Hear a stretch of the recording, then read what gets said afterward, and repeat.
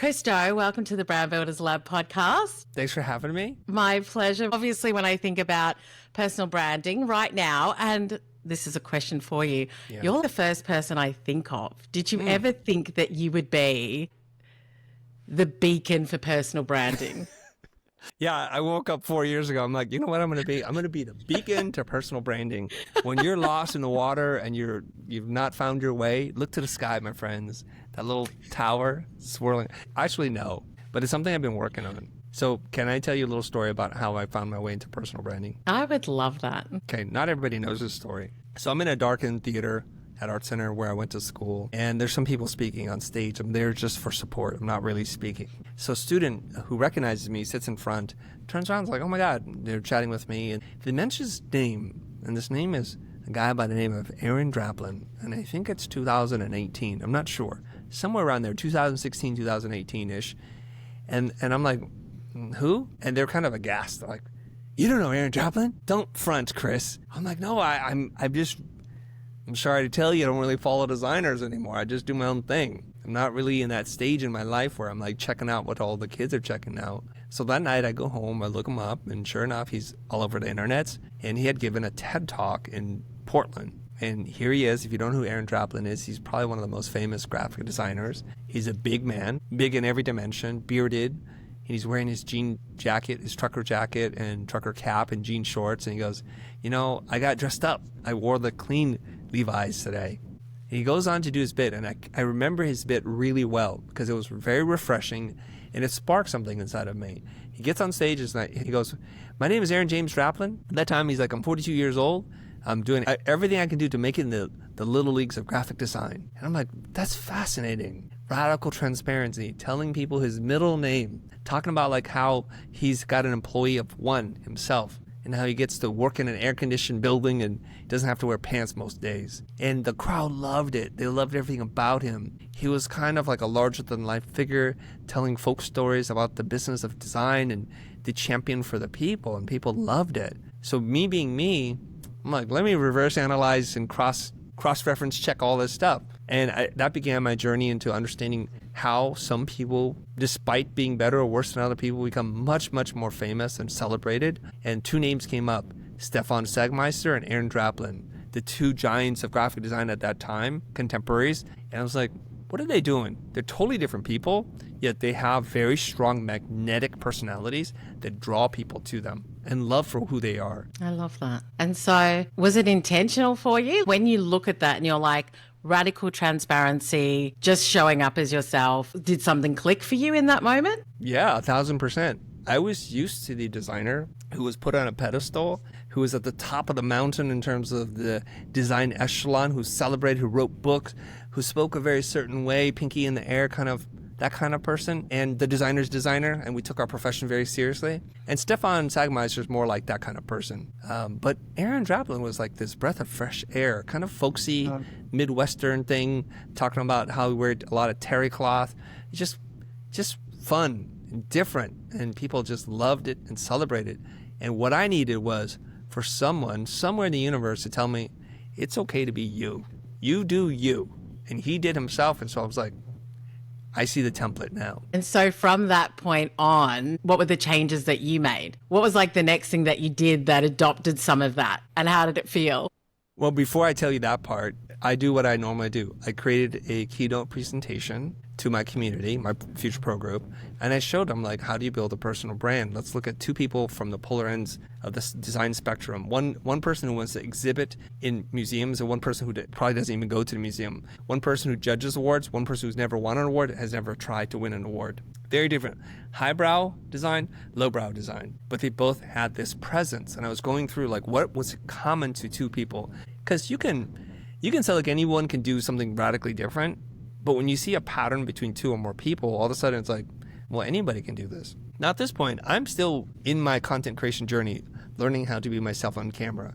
I have a small audience, but it's not anything. And I was already starting to understand who I was supposed to be in this world, in this life. And I think what Aaron inadvertently did was he just gave me the fuel I needed to go full throttle. So instead of idling or observing the speed limit, I just want let's go Autobahn on this personal brand thing and let it all go.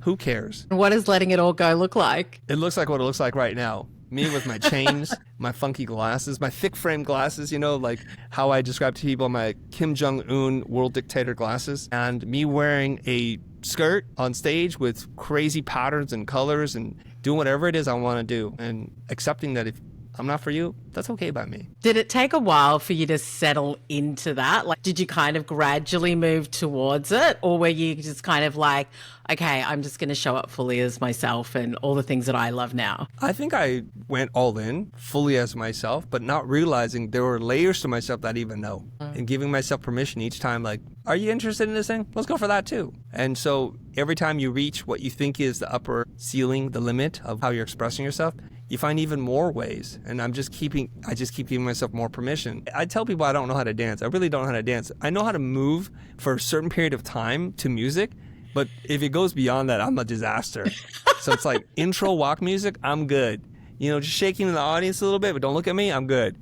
But like, hey, cut the rug with me, I'm no good. I cannot do that. So I'm even trying to embrace that. Yeah. And I think, know what you're strong at and know what you're not strong at. I think this is another good one as well. But I wanted to find out a little bit more from you, because obviously you're so immersed in this space and you're speaking on a lot of podcasts, you're speaking on a lot of stages, and there's a lot happening in the world of AI and personal branding. Okay.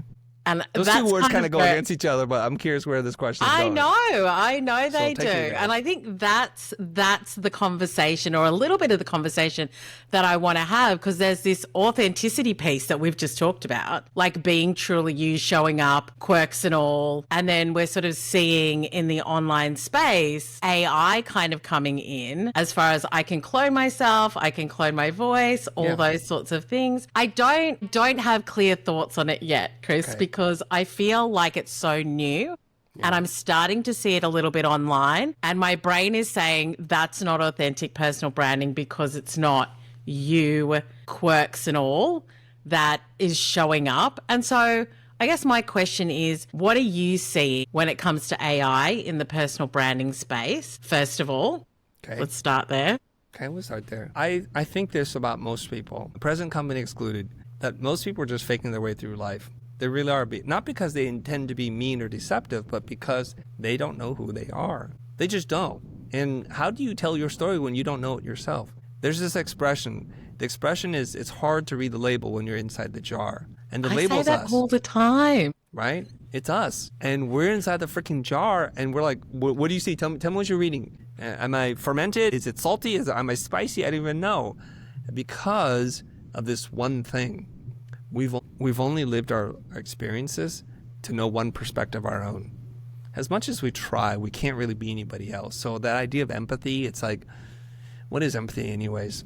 So it's like us projecting what we think the other person is feeling onto them. It's kind of impossible to know what it is like for the other person. It really is, unless there's a new skill or new technology that allows us to beam our brain across to someone else. So we just know it. Like, for example, if you're short, you only know the perspective of a short person. You don't know what it's like to hit your head in a stairwell. You don't know what it's like to have your knees in your kidneys when you're on an airplane and you're flying coach. It's things like that we don't know. And then the tall person doesn't know what it's like to, every bed fits you. Everything is good, and they don't know what it's like to have people of the opposite sex look at you in a different way, with less admiration, with less desire or lust or whatever it is. So we just don't know. And so we're out there kind of just trying to figure it out. I'm not casting judgment on anybody. And then this thing called social media comes along, or now just media, and it amplifies this. And all of a sudden we're seeing a lot of people, our peers, people we admire, people we despise, jumping out on social, showing you a highly curated version of the thing that they don't know about themselves. And we're kind of like, we're like sheeple. When we see somebody do something, we'll do it. So I'm not saying you did this, but if you did, I'm not judging you either. But you remember those pointing videos? For a while, everybody's pointing. Because why? Because people are pointing and the videos are popping. Or if there's a song or some challenge and everybody's doing the same thing. We're just sheeple. We're a little lazy. So I think the journey of understanding our own personal brand is the journey inward. We kind of have to figure that out. And there's a lot of inner work that needs to be done. Now we add in the sauce of AI, and now we can amplify that to the nth degree. So basically, you're taking a generic cookie cutter, low self-awareness template, and you're going to multiply that across space and time. That doesn't sound very cool to me. For people who struggle, I was having a conversation with a girlfriend last night about this. People who struggle to show up online are excited about the possibilities of how AI can help them to be able to do that. But then I also think we lose that. And I'm going to use the word authentic. What I'm really saying is the quirks, the real mistakes, the thinking at the time rather than everything being scripted and perfect. It's kind of like, you know, how do we potentially integrate or not integrate it when there could be a lot of AI videos, etc., coming online, and it's an easy approach for some people, and then for other people who this is what we've built up to, where we are physically here having this conversation. How do you keep your authenticity in a world that is going down that route? I don't think it's hard to keep your authenticity. It's like saying everyone's robbing banks and looting stores right now. How do you stay honest? Like, I think you're either honest or you're not. You know, everyone's picking on that poor person over there. How do you stay courageous? Well, either are or you're not. And there was this expression like the pandemic ruined a lot of businesses. I don't think it ruined any business. It accelerated their demise. They were in trouble before the pandemic, and then the pandemic hit. So a lot of these things, what they do is they expose, they magnify who we are. So if you're a person who's really chasing some external metric of validation, you have some extrinsic versus intrinsic motivation, and you seek the approval of other people, well, gosh darn it, social's going to help you with that. AI is going to help you with that. But inside all the likes and the engagement, the followers is a really broken, insecure person. And I think that's not going to go away. In fact, you know, I didn't understand this before. When I was younger, somebody told me this, an older person told me this and said, you know who the most insecure people are? I'm like, no, they're like models and actors. I'm like, what? They're the most beautiful people. They have everything going for them. They won the genetic lottery. Why would that be? Because that's their whole life. That's their entire life, and they know it's a fleeting moment. If they have a skin breakout or if they start to get wrinkles or bags, their whole self-worth is gone. They didn't need to work on anything else except for show up and be beautiful. And so I think if you extrapolate from that, you can start to see that everywhere now. And there's an example I want to make, and it's confusing for young people too. When I say young, I don't mean numerically young, but young in the maturity. You could be 50 years old and be pretty young in your maturity. Is that Pamela Anderson, not exactly the spokesperson for authenticity because she had boob jobs, she has all kinds of things going on. Finally, it's like, you know, I am going to show up without makeup. And she's kind of had some kind of renaissance with her life. And everyone's like applauding her, like, oh, so brave, so brave. But when did it become really brave to show up as yourself?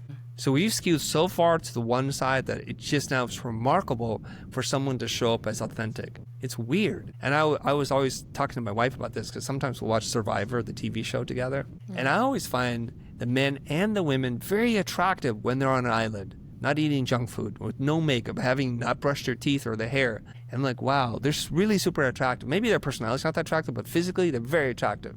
And then they do the season finale, which now everybody's been fed and returned back to society, and I can't even recognize them.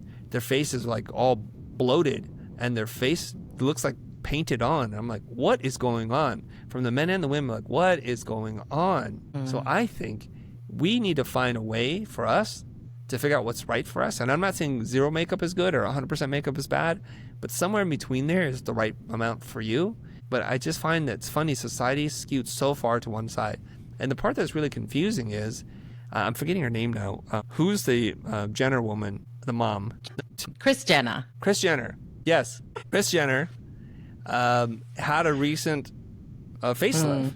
And the internet's all abuzz. Like, who gave her the glow up? First of all, she don't even look like herself anymore. She looks, first of all, like amazing. But I'm like, when you look in the mirror, do you recognize yourself? Like, isn't it okay to grow old and be okay with that? But everybody's doing it, from Brad Pitt to wherever. So now it's like this whole, well, if you get plastic surgery and it looks natural, then that's great. So it's very confusing for people. I say that right before I go into like a facelift myself. No, I'm just kidding. It's like, who knows? You still look young as Chris. But I think that's such, I know that's the compliment you were looking for. Yeah, I was fishing for it. Thank you. But I think that's such a great comparison. I do think that we are in a world right now where beauty standards and plastic surgery and faking it is just everywhere. And I think for a lot of people, they feel the pressure of that. And what I'm seeing where they're using a lot of AI generated images and photos, and it feels like I feel uncomfortable, like when I see it, because I know it's not really them. Even though it kind of looks like them, it's not actually them. Yeah. And so I think that there's that feeling where you're seeing something, but you know that it's not real. And so then the next question is, I can't trust it, or can I trust it? And so I think that there's a whole thing around when we're using AI a lot, either in our business, in our writing, in our visuals, etc., there's definitely a gut feeling that other people get as to, can I trust this or can't I? And I think that for people that have built their brands, built their businesses, there's an erosion of trust potentially there that we just need to talk about, that we just need to be aware of, where it's like a really easy option. It's like a really like, oh my gosh, how easy. I could create 100 videos of me and it looks like me and it sounds like me and I wrote the content, but it's not really me. And I think that the question we have to ask ourselves is, are we willing to risk eroding the trust that we've just spent the last 10, 15 years building? And is that at risk if a lot of people are doing it? Well, let's talk about that. So I always find it really easy for people to fall in two categories. I love AI or I hate AI. And I think it takes a little bit more patience and intelligence to slow down and really understand what we're talking about here. Let's strip away the word AI for a second and say, like, what's real? What can you trust? What can't you trust? When before AI was around, there's a lot of people I can't trust. And there's lots of people that's not real. They rented the car. They went into a prop jet so they can take a photo. They're using filters while they take the photo, and they're doing post retouching. They're squeezing body parts in, elongating certain parts and smoothing out. That's not real, but did we have that same kind of conversation before? And if we're okay with some level of retouching and some level of filtering, and we're like, okay, well, so what level are we not uncomfortable or comfortable with at this point? Mm-hmm. So I think that's the thing. So we'll dismiss it into a binary thing. It's AI, no AI, trust, no trust. But radical technology scare people. And we're not very contemplative. We're not very introspective when it comes to, like, what are we talking about here? So for example, right now, let's just be real. I'm using a $500 microphone. It's sent through a couple $100 processor, which has certain kind of dynamic things done to my voice. So that has a fuller deep end, because, you know, people with a deeper voice sound more credible. And it's filtering out a lot of background noise. It's doing its job. So I feel and present myself as more professional. And most people are not going to have a problem with this at all. Until one day, you're talking to me in person, you're like, whoa. Who dat? And then there's that authenticity gap that comes in. And they're like, no, it's still me. I'm like, it doesn't sound like you. Well, you need to understand, you know, like, and radio personalities have had this done for decades. You know, Howard Stern does not sound like Howard Stern when he's just speaking in an unfiltered mic. And so we're not usually in up in arms and with our pitchforks and our picket signs up and saying, well, ban that person. And so we have to kind of get into the content of the character and how you want to represent yourself. So I think it raises a really big question, Suze, which is, what is the intentionality behind the person doing what they're doing? So for example, let's say I'm dyslexic and the second part's not, let's say it's real, I'm ESL. So I struggle sometimes with grammar and syntax and colloquialism, things like that.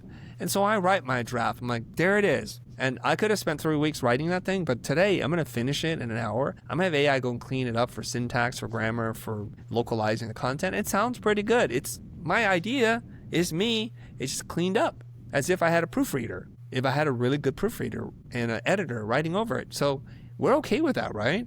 And we're okay with buying books that are not written by the authors. If you look, a lot of books that you love, myself included, it's not written by the person that you think it is, because there's another name on the book that nobody knows. It's because they're the ghostwriter. And we're okay with that too. You see, so it's like, now the line is not so black and white anymore. But if your intention is, I don't have ideas, I don't know what I'm saying, I'm going to graph this person's content, I'm going to mix it with that person's voice, not literally their voice, but their tone, and I'm going to say it this way to serve this kind of market, so none of the ideas and none of the voice is my own. I'm the art director, all this stuff. If we disclose that we're art directing all this, no one's going to have a problem. But if you're like, these are my ideas, this is my voice, people may have a problem later on.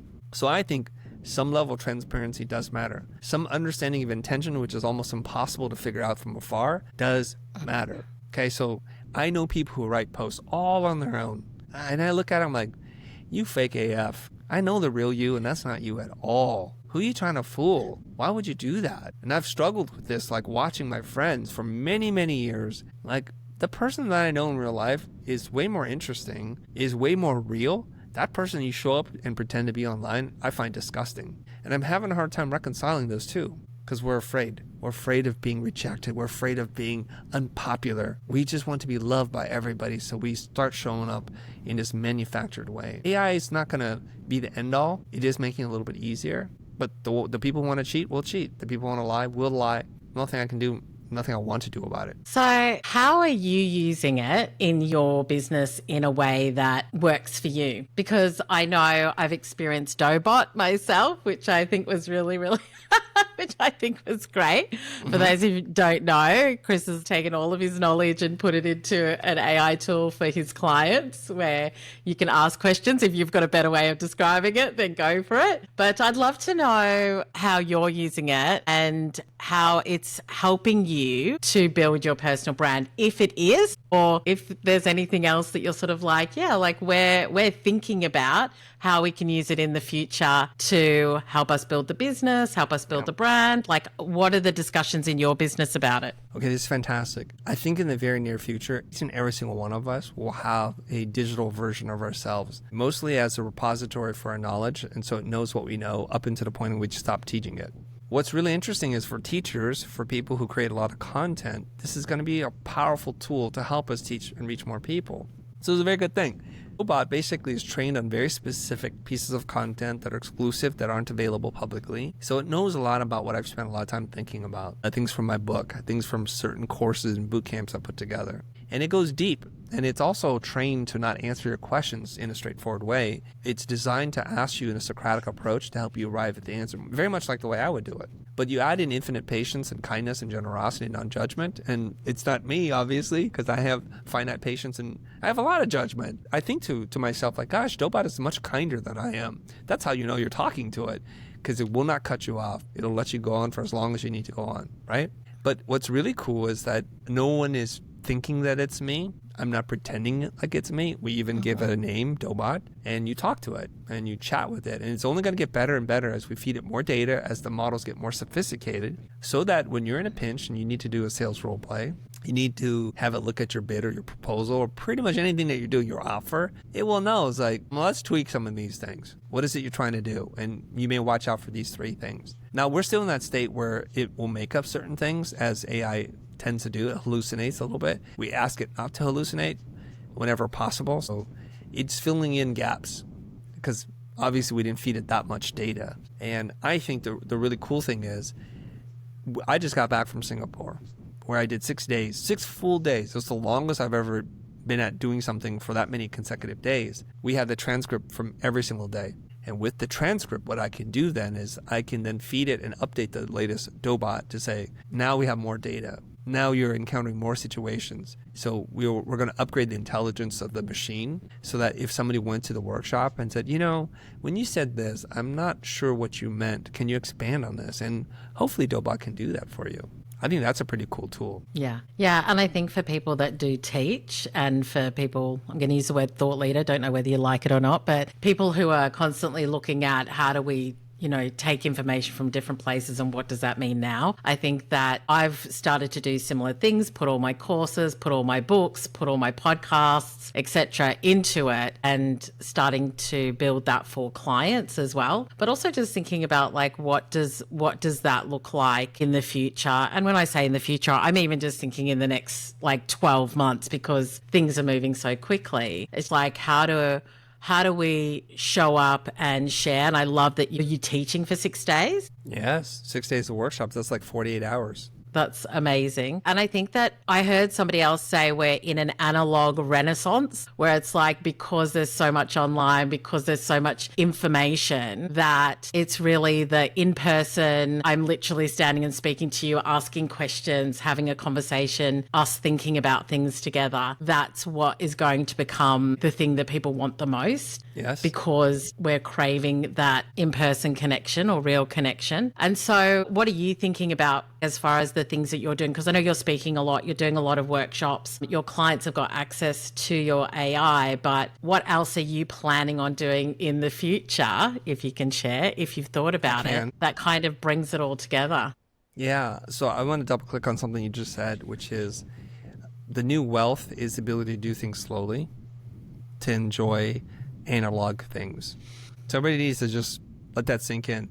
At some point when trees become so precious, only the rich will have books, like printed ephemera. Everything else will live in the sky and the cloud. And if you want a slow cooked meal versus having a replicator make it for you, that is the thing that people will do who have a lot of money. They actually want someone to manually prepare food versus hitting a button and saying, I want pizza, and it will just appear. I also just want to point out one little thing. If you grew up in the 70s and the 80s, there was a space fantasy trilogy called Star Wars, and it was about the future. Now, people say it's not science fiction, it's more science fantasy, right? And so there's some debates about that, where Star Trek was a little more science fiction than it was science fantasy, is that in the spaceships, it's like old buttons and switches. There was not even touch interfaces because they couldn't imagine it back then. And then you would watch Star Trek, and then you would say, like, computer, analyze this and plot a course. And we would sit there and like, my God, is that ever going to happen in my lifetime? 2025, it's already happened, everybody. You can literally talk to a machine that understands context, nuance. It does all kinds of things for you now. Not just understand keywords. It's not keyword based. It understands context. So when you say things like, do that again, it knows what you're talking about. This is fantastic, because if you don't have the use of your limbs and you can speak, this is a pretty powerful, abled thing to have available to us, right? I think that's really, really cool. So we're living some amazing times right now. I don't know if you know about CRISPR genes. Do you know about CRISPR?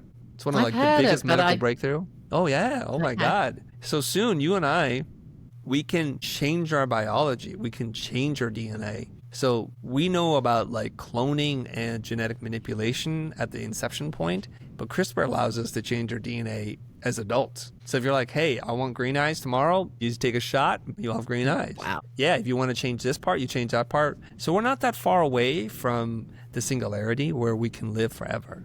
Because basically, if your brain starts falling apart because of, dementia or things like that, take a shot of CRISPR, it goes in, it repairs your brain, it rebuilds it to like now you have a 19-year-old brain again. So you just have to live long enough, Suze, so that you can experience the wonders of the advancements of science and medicine. And they're using AI to detect forms of cancer that human eyes cannot see. Pretty cool. So they always say like early detection is the best thing for prevention, right?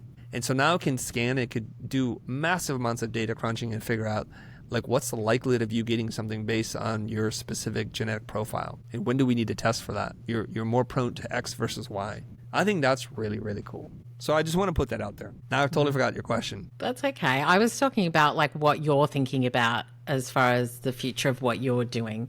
Because we were talking about live workshops, things like Dobot. Yeah, how we're using AI. When you think about your business in the next 12, 24 months, is there anything you're like, I really want us to be doing this, or I'm kind of thinking about that, or are you just seeing where things go? Well, number one, I want to keep myself very agile, nimble, because things are changing pretty quickly. The business model which we've depended on is pretty much like course downloads aren't doing well at all. Pretty much everyone I know who's launched a course, has a course, is finding out it's really hard to sell. We had Ryan Dice on our show, and he's an OG marketer, marketing courses and things like that. And he said, we saw our sales drop from January to now 80%. So they're like, we're done. So he made a big announcement on LinkedIn and says, we're done. We're retiring all our courses. You can buy it one time. We're not doing that anymore. We're going to go all in on AI. What he's talking about is implementation. We know that when you take a course, the likelihood of you doing something is quite low. The likelihood of you completing the course is even lower than that. So it's like, we have a problem here. So as an educator, I sell transformation. And if you're not getting the transformation, then basically you just paid for something to feel good, but you haven't done anything. So we have to kind of figure out new models of helping people achieve a result. Now, they say you can't hire people to do push-ups for you. You got to do them yourself. But there's a lot of things you can hire people to do that'll save you a lot of time. So we're investigating like other things that we can do with AI to help assist people. I'll give you one quick example. So recently we've added in some accountability for people because we want to have like a traffic light system, red, amber, and green. Basically, financially, you're good to go. red, you're in deep trouble. You're going to go out of business. We need to intervene. And yellow, we need to watch out because this is not going well right now. Now, what we've been able to do, instead of hiring an army of accountants or bookkeepers, we ask people to do their profit and loss statement. And from the P&L, we can use AI based on what we know to look at that and raise some flags. So it'll say something like, based on industry standards, you may be paying yourself too much money, or you're paying yourself too little, or you're not accounting for X, Y, and Z. And based on your numbers, if they're correct, we think you're deficient here. You need to add more here. And if you don't change things, you'll be out of business in 30 days. That's a red light. And at first we thought, like, gosh, we have to go through all these numbers, and I hate numbers. I don't even look at my own numbers. So now I'm going to do it for other people's homework. Well, what we did was we had it run through it. We kind of checked the homework a little bit. Like, accounting, it can do. It can do it really well. There's not a lot of creative interpretation there. And it knows what the ratios are supposed to be. So it kind of helps us out there. So now we can add value to a group that needs some support like that. And we can continue down this rabbit hole and say, like, maybe the next robot we need to do is to help you with your positioning. That's something that people struggle with mightily. Or to figure out what your two-word brand is, or to figure out your tone of voice. So we can make little robots do one job and do that job really well. And then all of a sudden, these resources will be available to our community. Or maybe we'll just do it as a pay-per-use thing, where every time you use it, it's like $5. Something very affordable. So you're going to be shifting your model a bit then? Yes. We have my good friend, Dave, who's a wizard at AI, and he's going to help us build a bunch of agents. So I have to determine what the need is, what the use case is, and he'll build it, and then I give it feedback. And through usually 2 or 3 rounds, we kind of get something that's quite good, and then we go into beta. Interesting. Yeah. Okay. Exciting and interesting. Yeah, I think that I've definitely, I built my first course in 2017, I think it was.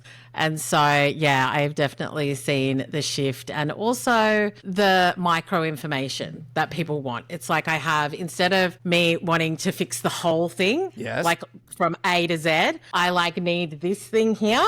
Yeah. So how do I get help with that? Which is exactly what you're talking about, which is is it just tone of voice? Is it just marketing strategy? Is it just this? So I think that is definitely what I'm seeing. And I heard somebody the other day say something where, we're in a time where information, there's just so much of it that it's the people that can ask you the right questions that's where the value is going to be. Did you say that? Was it you that I was listening to? I might have said that, yes. Asking questions is a 21st century skill. When the machine can do anything, then it's a question of what is it we want to do, not how, because the machine already knows how. Yeah.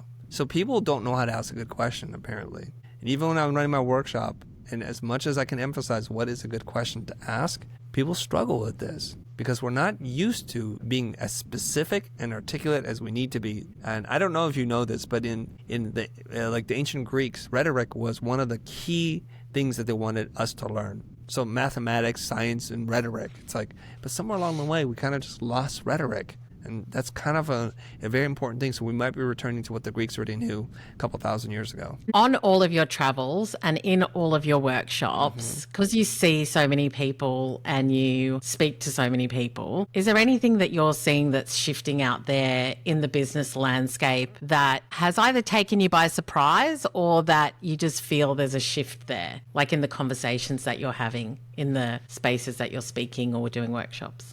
Well, we're talking about right now, everybody's concerned about AI. Everybody's using it to a degree or the other, or not using it at all. And they think they misunderstand how to use AI most of the time, and they're not seeing the total creative potential for how you use AI. And I'm fascinated by this stuff, and so I'm seeing things done on the edges, and I'm like, oh, there's the application right there. We could do that. We could do that. So I'll give you some examples. Okay, let's take it from super basic so people can be like, yeah, I get that. We can do that.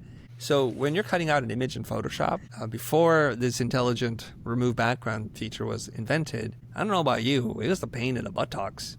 You would do all kinds of things like going to the channels, the red, the green, or blue channels, and finding the most appropriate one, and mostly just hand painting everything back in. And it was a pain in the butt, especially around transparent things. Very difficult to do. Some of the wizards out there had the advanced techniques, which I'm not that good at doing. So now Photoshop, and you don't know this, is using AI to remove the background. And it's getting better and better. So it's not perfect, but every time I give it an image, I'm like, let's see you break. And it's like, when I don't have to retouch it, I'm already getting a little bit impressed. Let's move on to level 2. Image was cropped. I'm like, fudge, I gotta mesh warp, clone this thing, and the texture's never gonna be that. Now, I know people who can do matte paintings and can do a fantastic job, but that's a full day endeavor to do that the right way. I need an image for a marketing campaign I'm running or a slide for my keynote. I ain't got this kind of time. Now I use expand background, I use gen fill, and it just does a great job most of the time. It used to be really funky. It's still a little funky, but it's getting much, much better. Okay, that's level 2. Level 3, I'm looking for a background. I can't find it. I'm on Shutterstock. It's kind of between this and this. Now I can take those two things, jump into Midjourney or Firefly and say, it's kind of like this, but with that. Like, I want this feel, but I want it to be with flowers. That's level 3. So it's taking two things under art direction and it's producing it for you. And it's pretty good. But guess what? It's a little bit low res. So I'll take that and I'll jump into Leonardo and I'll ask it to creatively up-res this thing. And it can do a pretty good job. Better every single day. Okay. But now I want it to move. I don't want it to just be a bed of flowers sitting there.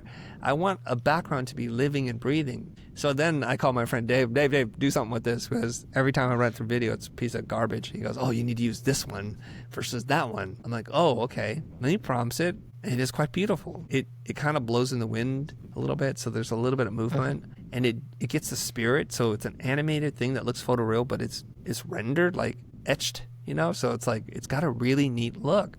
That's pretty cool. And Dave's like, would you like me to write a piece of music to go along with the background? I'm like, fudge, this rabbit hole never ends. That's how you use AI, in my opinion. This is how you don't use AI. Make me something with music. That's great. I'll just use that. That's not what we're talking about here. That's like you're letting the machine do all the thinking for you. And you don't know good from bad, so whatever it gives you, you think is great. That's what we're seeing out on the internets right now. Yeah, and there's something that I heard you talk about recently, which was more around taste.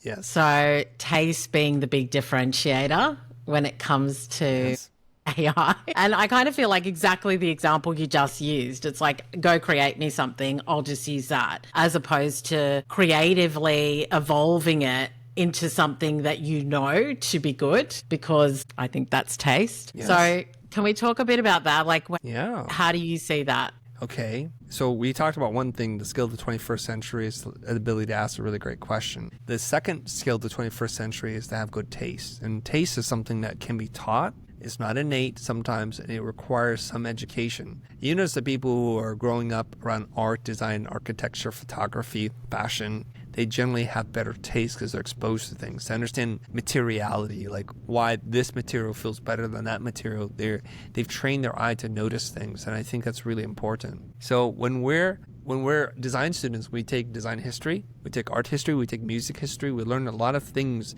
and that we can have a reference point. So when I say to you, I want that Rembrandt look, if you're like puzzled, it's because you don't have the same visual vocabulary that I do. Now, the interesting thing is one of my friends who works with me, his name is Rodrigo, and we talk a lot. And I said to him, I just realized something, that I make references to things that you do not have a clue on, because from the ages of like 18 up, I spent a lot of my discretionary income buying very expensive European magazines on fashion, art, architecture, and I inhaled this stuff. In fact, I have binders that are like that big, multiple binders separated by different disciplines, different categories organized, because I wanted to know what good furniture looks like. I wanted to know what an interior looks like and lamps.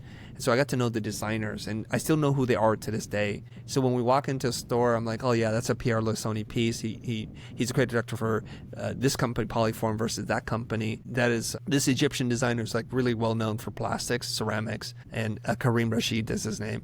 And he has no idea what I'm talking about, because by the time he's in his 40s, which he's really close to, he's had a sliver of the design education I've had, mostly because of how I've disciplined myself to be consuming all this stuff that I didn't know was going to have a benefit later on. But it does have a benefit. I've studied films, commercials, music videos.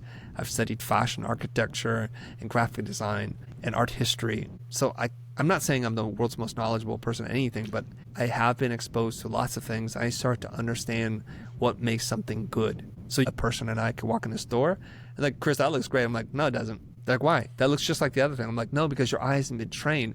Look at this, look at that, look at the scale proportion, look at the seams on that jacket and how the hem is done, and look at that little flourish, and this doesn't feel, look how the collar stands up and this one flops. those things do matter if you care. I was about to say, have you always been like that? No, I've actually had really bad taste in my life, most of my life, because I grew up in the Valley. When I say the Valley, I don't mean like San Fernando Valley, but a Silicon Valley. Not exactly a cultural hub. And growing up as a refugee kind of immigrant, I wasn't really exposed to art and architecture. We were just making our way through our lives. And I remember very specific looking at the magazines when I was 16, 17 years old through GQ, through Better Homes and Garden or Sunset Magazine, like looking at our house and looking at magazines like, how come they don't look the same? Why don't we have this curated thing? Like our walls are white. We have bare floors. Our curtains are pretty basic. They have molding. I didn't even know what molding was. I thought it was like there are two types of homes. Homes with drywall and homes that are made from these ornate things. I didn't realize it's something you could just add to your walls, and that's what actually happens. I didn't know you could do like these pickled finishes and make things look aged and to give it a sense of character, or to mix different sheens of paint together and create this whole different look and aesthetic. I didn't know any of that until much, much later on. But thankfully, and the reason why I want to say this is because it's a learned thing. If somebody spent enough time with someone who has really good taste and they were open-minded and they were astute and they had this capacity to learn new things, you can learn this. For sure, you can learn this. We've almost out of time, but there's just one other thing that I wanted to ask you as well is, what are you a bit obsessed with at the moment? Because I know you read and you're probably listening to a lot of things. I know that you love to learn and consume from other people. So I'd love to know, what are you really into at the moment? Is there anybody that we should be listening to, reading, anything like that when it comes to the things you talk about? Yes, I'll answer the simple way first and the much more difficult way second. First thing is, I love listening to Radiolab. Radiolab is usually on one of these NPR kind of networks where they really focus on teaching you things about science, but done through a story format. And if you believe the producers, sometimes episodes take a year to make, cost them hundreds of thousands of dollars to research, produce, record, re-record, and they're interviewing people and they're just bringing out stories, and they build wonderful soundscapes. So it's like the most interesting science program you've ever listened to. I've learned so many things about the way the brain works. I learned that placebo is not placebo, it's placebo. I've learned about things like mesmer. There's a person named Mesmer. That's why it's called mesmerizing. So there's like some form of hypnotism involved with that. There's so many things I've learned through like how our brain works and how do animals communicate and have human emotions, all these kinds of wonderful, weird topics, and they go down deep into these rabbit holes, and I just love listening to them. There's another program called The Moth Radio Hour, which you're a fan of storytelling. You already know what I'm talking about. I have just discovered that on TikTok. It's amazing. On TikTok, of all places. Yeah, that's the videos Skip of the the people TikTok. telling the stories. Go straight to, I've seen some of them. Go straight to the source, the radio program, and listen to it. There are very few programs that when I'm listening to, I'll just sit in the driveway and just finish the story. Like I'll arrive at home, I just sit in the car and I'll weep. I'll just sit there like, that was such a touching story, and I need to recalibrate a little bit here before I go into the house. People are like, what happened? Who took your lunch? You know? And so those are easy programs, and you can listen to them, and you can enjoy them while you're working at the gym. If you're cooking dinner, if you're cleaning the garage, you can enjoy this, and that's what I do. Now, one of the things I miss very much about commuting to work, because mostly I just work at home now, is I don't have a need to listen to programs anymore. So I have to make time to be able to listen to these things. I'm telling you right now, if you don't listen to podcasts or you're filling your brain with a lot of junk, listen to these two highly produced, well put together programs that have been around for years, if not decades. Radiolab is one. The other one's the Moth Radio Hour. So I would listen to those two things. The answer that's a little bit harder, like what I'm really into, is I find that to kind of bring our conversation to bookend the whole thing about personal brand, is that as I've grown in my reach, my presence, I'm asked to be parts of conversations that I never thought I'd be part of. So I'm invited to have backroom meetings, sit at a table at dinner or lunch, or people invite me to speak to their community, and I get to meet really wonderful people that previously I could only admire from afar. So I'm really just enjoying this thing of like, I have no idea what's going to happen next. I'm going to be in front of somebody and they have lots to share. So I want to be a student. I want to put down my teaching cap and put on my student cap and just listen and learn at the feet of giants, because then I'm richer for it. And I feel like I have an obligation to everyone who listens to me to be the learning machine that it can be, because then I take those nuggets of wisdom, I run right back and I share it with the people. Like, look, I found bread, I found milk, I found honey. please fill your bellies and let's sing songs and we'll have a good time. Yeah, I love that. And as somebody who always watches all of your interviews online, and there's a lot. Thank you very much. While I'm cooking or while I'm grocery shopping or while I go for a walk, whatever it is, I always love your pearls of wisdom, and I always find you really insightful when it comes to the way that we think about things. So I so appreciate you being on the podcast and having this conversation, and you've gotten me thinking in a different way today as well. I have a weird question to ask you. Probably edit this part out. Yeah. If you consume a lot of our content, do I ever slip into your subconscious? That's my subconscious, Chris. I don't know. You don't know? Okay. Because you know why? Years ago, pre-pandemic, so you know this is years ago now. I was having a meeting with somebody, and they're the owner of like a really well-respected large design firm that does a lot of entertainment packaging in Santa Monica. I don't know what we're talking about. I don't even know why we're having the meeting, but we're having the meeting. We're chatting a little bit. And he's an older gentleman, and he said to me, Chris, my wife and I sleep with you every night. I'm like, what? He's like, okay, hold on, context. I'm like, yes, please. Don't do the dramatic pause at the end of that statement. I'm like, have I been abducted? I don't know what's going on here. He goes, no. What we love to do is we'll slip into bed as our nighttime routine, and we'll put the channel or the pod on, and we'll just listen to you, and we'll both fall asleep to you. And every once in a while, you slip into our subconscious. And people tell me that now, like I had a dream about you, or I was having a meeting with somebody, and I said something, and I was taken aback, like, wait, that's not from my mouth hole. That's from Chris saying that in my brain, saying, say this at this point.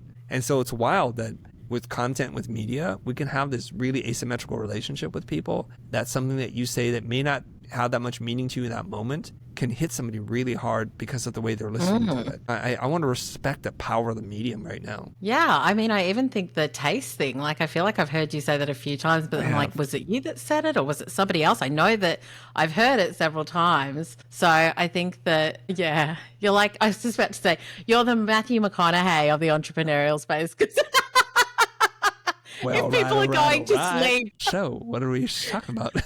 He does have a freaking magical voice, I have to say, because you listen to him like, all right, I'm at chill level 0 right now. I'm good. Take me home, baby. Yes. I think it's a huge compliment, Chris. You've obviously got the dulcet tones that people are falling asleep to. Something. You know what? And I want to say this in case this is the first contact somebody's had with my dulcet tones, quote unquote, or my personality, which is for the longest time, I could not stand looking at myself. And you'll see from time to time, I don't even make eye contact with you because I can see myself in the camera right now. And so I'm averting my eyes. But even listening to myself was just so cringe for me for a long time. I think it took, I want to say like over 2 years before I could listen to myself. And I remember my mentor at that time, my former business partner, Jose, we're editing clips. I'm like, dude, how do you do this? He goes, are you kidding me? I love listening to myself. I'm like, you're so gross, dude. That is so gross. And now every once in a while when I'm doing quality control, you know, when I'm playing back an episode, I'm like, somebody asked me like, so what do you mean in minute 14, 5 seconds in? I'm like, oh, fudge. I don't even remember. What episode is that? That was recorded like a year ago. So I go and listen to it. And then I'm laughing at myself now. I'm like, dude, you got to chill out with those jokes. You know, like that's too much. And my wife will walk in the room and she'll look at me. I'll look at her and it's like very awkward. Like she caught me masturbating or something. I'm like, no, it's quality control, babe. It was for a science project. I swear to you, it's not what it looks like. I'm just listening. That's all. It could be an introvert and an extrovert thing. I've never had any thoughts about my voice. I just have, I've been a speaker since I was 16. So I was on the debate team. A little different. So I don't know. Maybe it's just like you get used to.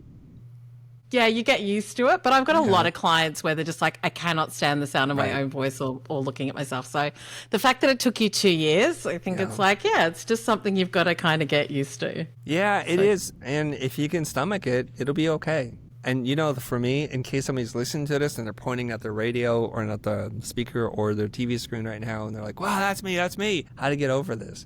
And I'll tell you exactly how it happened. I can't watch my own video, so I'm like, honey, can you take a look at this? She goes, why? I can't watch it. And it occurred to me that I don't actually sound like that. She goes, what do you mean? I'm like, it doesn't sound like me, does it? So I hand her my phone, I hit play, and I walk away. And my wife's like, she's my wife, you know? She's like, whatever, stupid. This is just like you.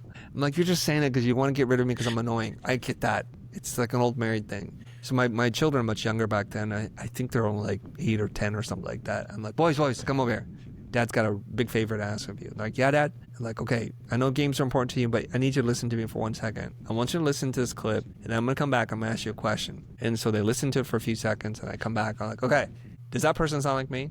They're like, yeah, bye. And they just leave. I'm like, okay, so if my wife says that's me, and both my children say it's me, and children do not lie. Maybe your partner might lie to you kindly, you know, lie to you, but your children will not lie to you. They'll like, you got a booger in your face. I'm like, oh, okay, cool, you know. So hard time reconciling that. So if I hate me, but if all the world knows me as the way they hear me, and they're okay with it, I'm gonna have to be okay with it. I'm probably the one person that hates me the most right now, whereas they're just okay with me. And so in that way, my children have taught me a lot about self-acceptance. Yeah. I always say to my clients, just focus on the value, not the vanity. So focus on the person that you're speaking to, the message that you're giving, like what it is that you're here to do. And I know that that's probably easier said than done, but I'm just like, when you focus on them and not on how do I sound, or how do I look, what are they thinking about me, all of that, then I think that it becomes easier. It's not to say that it's easy from day one. Couple of things I say to my clients: value over vanity wherever possible, and just practice imperfection every day. Like, don't expect things to be exactly the way that you think that they should be. The more you do it, the better you get. Yeah, but let me ask you this question. True or false? When you look good, you feel good. 100%. Okay. When you sound good, you feel good. Yeah. So in our mind, if we don't sound good, we don't feel good. And in our mind, if we don't look good, we don't feel good. And so there are little tricks, right? Like I always tell people, I used to do this a lot because I would stay up all night, just all night preparing for presentation. But you know what? If I got a crisp shirt on and a nice tie and I feel like put together, even though in my mind I'm like, I'm barely got my eyes open right now, they can't see that. And most of the time they cannot see it. It's because you wear your fatigue and just not on your body, but you wear it in the clothes and we can tell. So every time I would go to class or present, I just felt sharp because I look sharp. In my mind, I'm like, I'm a mess right now. I'm barely holding it together. I'm running on fumes and I just got to get through the presentation, and I can do that. And so I think if we can learn to love ourselves, even in the vanity, because it's human nature. I accept the human nature part of it, the insecurity, the inferiority complex that we all have. And if we can learn to use our instrument, to learn to speak, to learn to breathe, to learn how to play our instrument, our voice, and how to control it and how to bring energy and emotion, because what we're transmitting is more than sound, it's energy. We give ourselves the best shot of liking ourselves. Yeah. I always say that building a personal brand externally, building that brand, is a huge lesson in self-love, because you've got to be okay with yourself. If you're going to be like, I'm going to put myself on stages, I'm going to put myself on podcasts, I'm going to put myself out there, and I have to build that self-love so that I love the way I look, I love the way that I sound, even if it's not exactly the way that I want. It's just like, how brave. I always say, how brave was I to go and do that, even though it didn't turn out the way that I wanted, even though it didn't look or sound the way that, like, I see her and how brave she was in that moment to do that. Like, that's the practice that I think is important when you're building a brand externally. Yeah. So good. Chris, could talk to you all day, but you got things to do and places to go and people to see, no doubt.